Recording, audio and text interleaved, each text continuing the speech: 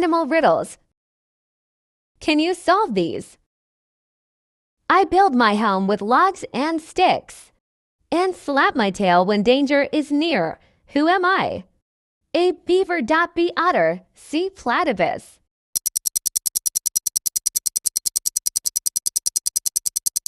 Answer: a beaver. I'm known for my trunk and large, floppy ears in Africa and Asia. I've roamed for years. Who am I? A elephant. B rhino. C closing parenthesis hippo.